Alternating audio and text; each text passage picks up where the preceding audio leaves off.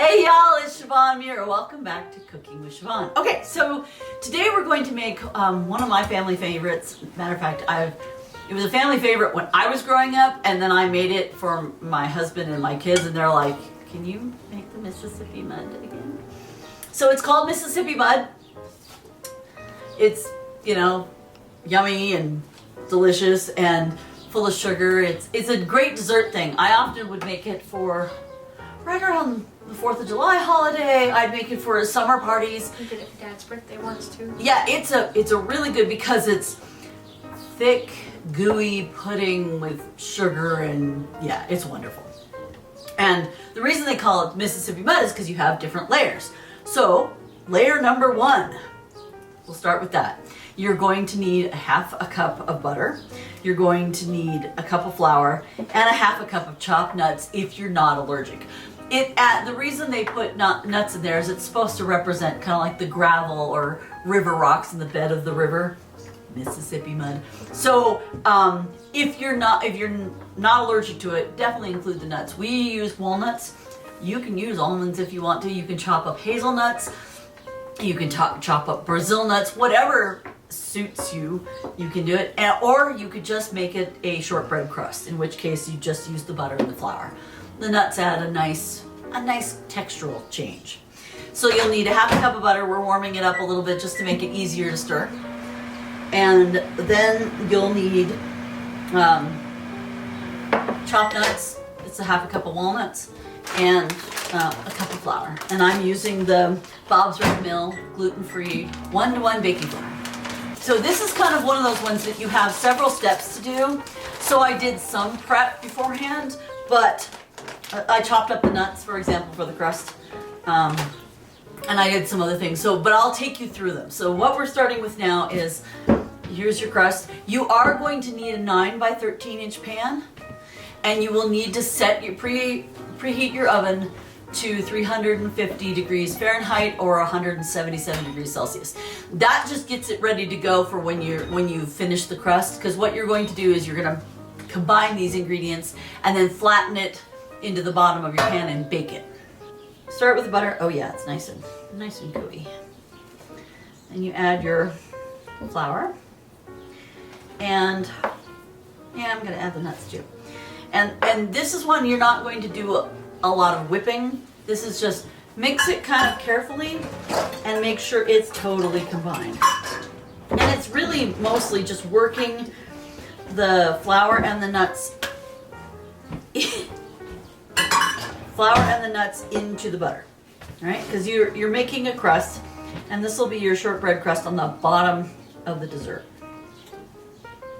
This really is a fun dessert. It's yummy too. I like the result. Okay, so when you're mixing this thing, remember, just work it. It doesn't take a lot of, you don't have to do anything exciting. Bring that back.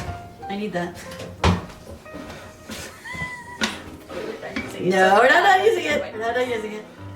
I know it looks innocuous, but I do need it. 1 teaspoons.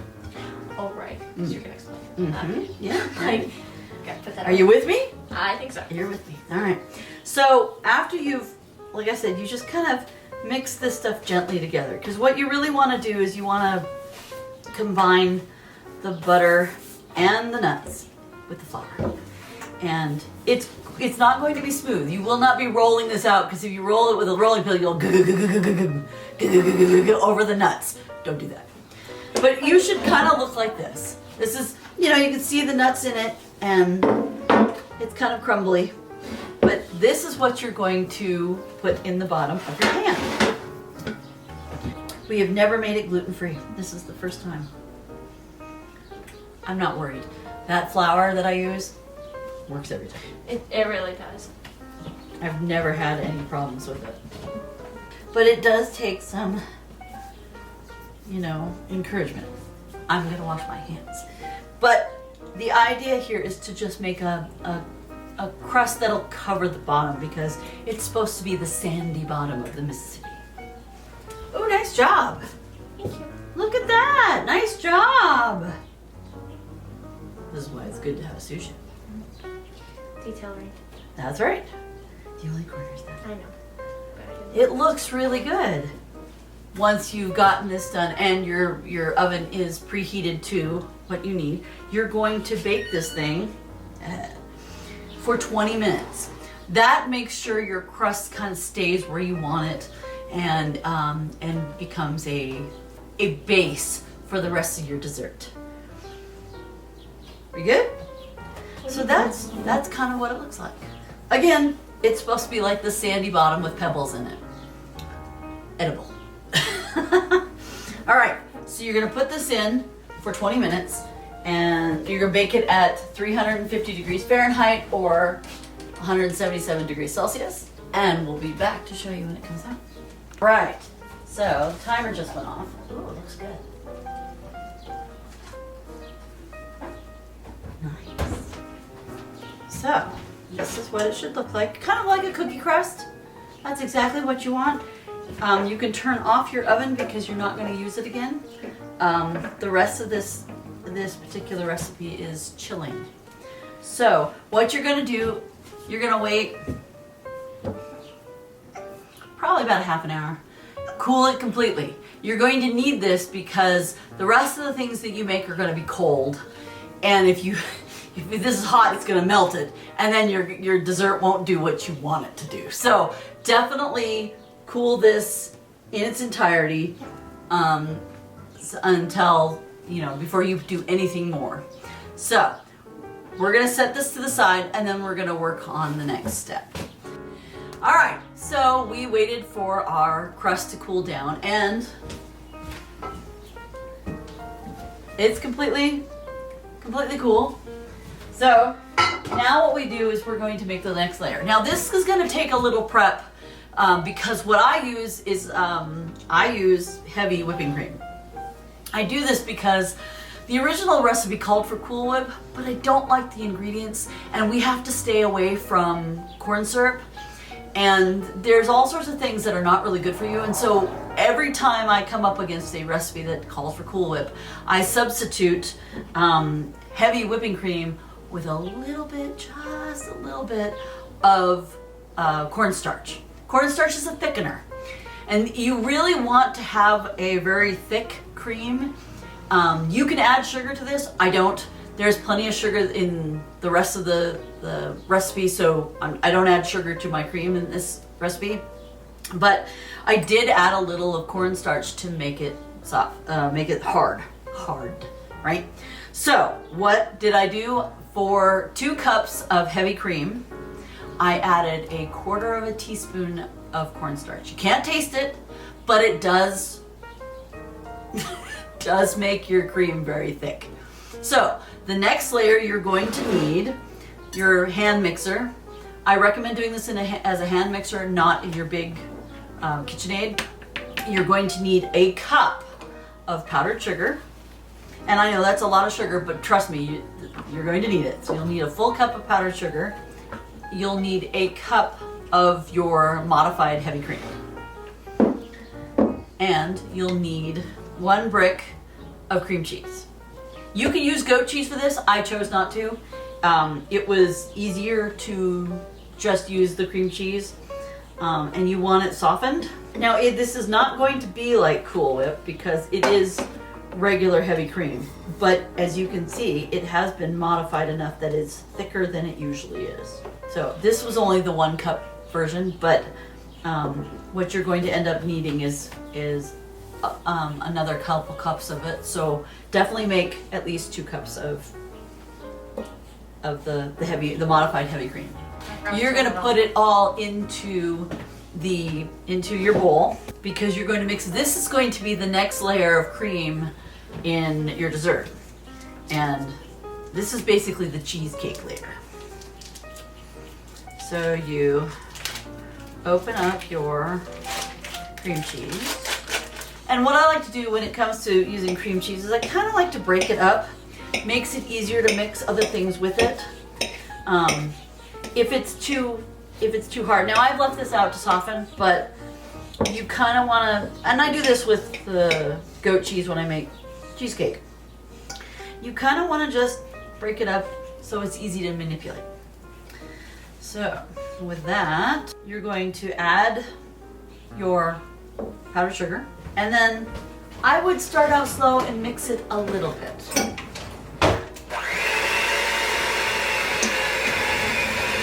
And again, do it slow because otherwise you get powdered sugar everywhere. When you start this, it's going to look a little bit like cream cheese crumbles. Don't worry. Then you add the cup of modified heavy cream. And it is a lot thicker and holding its shape better when you add the cornstarch to it. Again, don't add too much, otherwise you're gonna taste it. And then your cream will be a little funky. All right. This helps soften it up a little bit, and you're starting to get the cream cheese look to it.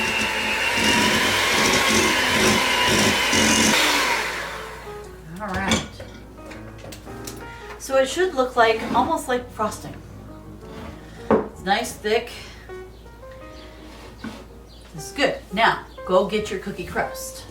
What you want to do is, because this is hardened a little bit, you want to be very careful, but you're going to put the cheesecake topping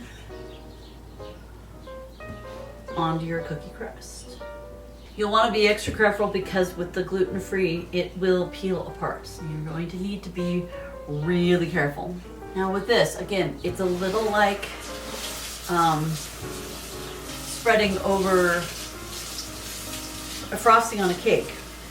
But with the cookie crust, you have to be a little careful. You see, it's already peeling up. That's the only trick with this. Now, will it taste just fine if it doesn't look perfect? Yes, it will. This is a bit of a learning experience for us too. We've never done this gluten-free. Like I said, it won't be ugly, or it won't be, might not be perfect, but it will still taste wonderful, all right? You just gotta be really, really careful. Otherwise, we're going to lose the whole crust. Look at that. Again, be very careful. It will work, you just have to be very patient, all right? It will work. Ha-ha! Nicely done. So, it should look more or less like this, all right? And this, again, is the cheesecake layer. The next layer is the chocolate pudding layer. This is where you get the mud part of Mississippi mud. Once you've frosted the bottom of your cake, prepare 2 boxes of instant chocolate pudding. Follow the directions, just do what it says, and you're going to then spread it over the second layer. The nice thing about pudding is, regardless of how you make it, whatever milk you use, we use goat milk, but if you use regular milk, it just pours. So you're not going to have to spread anything and screw up what you just did.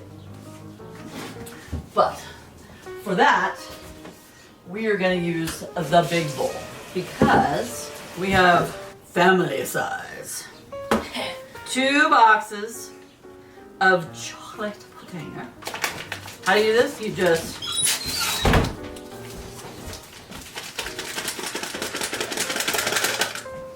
empty the containers into... I've never made pudding before. Does it require hot water? Not this recipe. No, it's not like Jell-O. It is regular pudding. You use milk and then it thickens, and then you stick it in the refrigerator and let it cool. My dad and I do a lot of Jell-O because we love Jell-O, and so it takes 2 cups of really hot water and then 2 cups of as cold as you can get it water, and then you mix them all together, and it's supposed to work, and then you put it in the fridge. I don't make pudding hardly ever, so it says pour 3 cups of cold milk. We're going to each, right? We're going to do 5 cups. We're going to cut it back by 1 cup, but it'll work just fine. So we'll do 5 cups of goat milk. So yeah, prepare your pudding like you would prepare it normally. 4.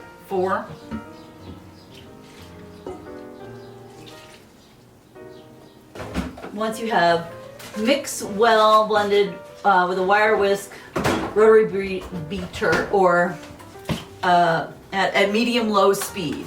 So, like I said, just prepare it the way, and then you pour into individual serving dishes. We're not going to do that. 5 cups of milk. 5 cups of milk. It's like pudding. Okay, so the neat thing about this is there's plenty of sweetness and sugar in this stuff, so don't worry about whether this was sweet enough or even the crust was sweet enough. This will be the sweetness of your whole dessert. What you do now is you take your dessert and you basically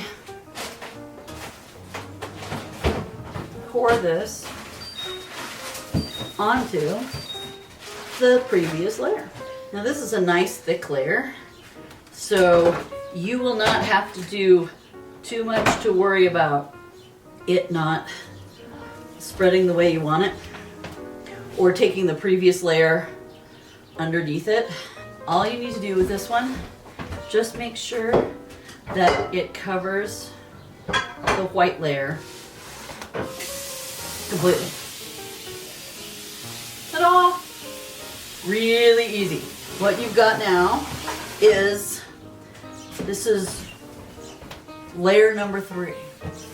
The last layer is, it says 1.5 to 2 cups of white cream, right? Again, I use heavy cream that's modified with cornstarch that I've already prepped because you don't need to see me mixing.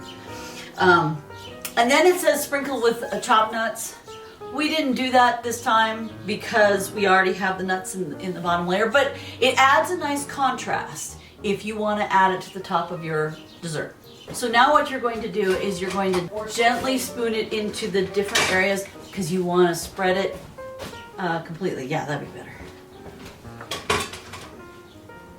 So I'm going to start with that.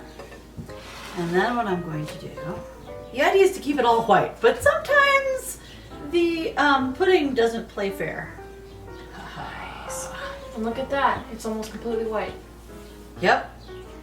Now, if you don't know how to make heavy whipping cream, not a big deal. The best thing to do is put your bowl that you're going to prep the whipping cream in the fridge.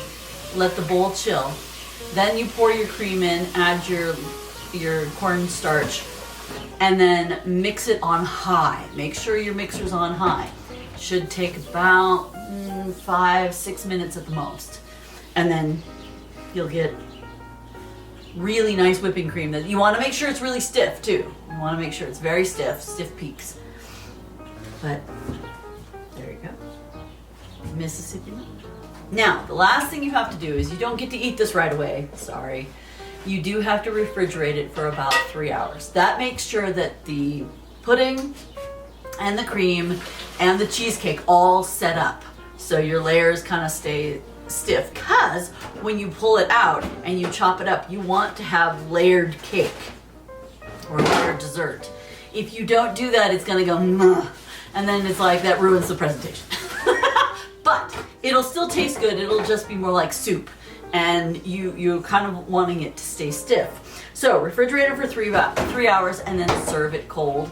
So it's best to make it in the morning, throw it in the fridge, forget about it until after whatever holiday meal you're going to eat with it. A little time intensive, but worth it in the end, and it will be a crowd pleaser, I promise. The fam will love it. So, unless they don't like chocolate, in which case, I don't know what to tell you. Don't make this. Since this calls for chocolate pudding, I suppose. You can do vanilla pudding, I guess. Yeah, you could do a blonde version. What, Mississippi snow? It won't be Mississippi. It will be like a white sands. White sands. Right, cake. Fine. White sands cake. You like for White Sands, New Mexico. We should try that. Yeah. That's what we should try. Right now, though, we're doing Mississippi mud. We'll do New Mexico White Sands. That'll be a different recipe. But okay, in the meantime, that's it. And then, like I said, right, let it chill for 3 hours and serve. Thank you for joining us so much. Definitely ring the bell to find out when there's new videos being put up. Like, comment, and subscribe to the channel, like the video, comment on the video. Tell us if you decided to do the New Mexico White Sands cake. Tell us what you thought. Tell you what you thought. You could also do, I suppose, you could use any flavor, really, of pudding. Mississippi mud is the chocolate pudding, but you could just do like... And don't worry, if you don't try the White Sands version, I'm sure we will. We will. Let us know if you did do something different.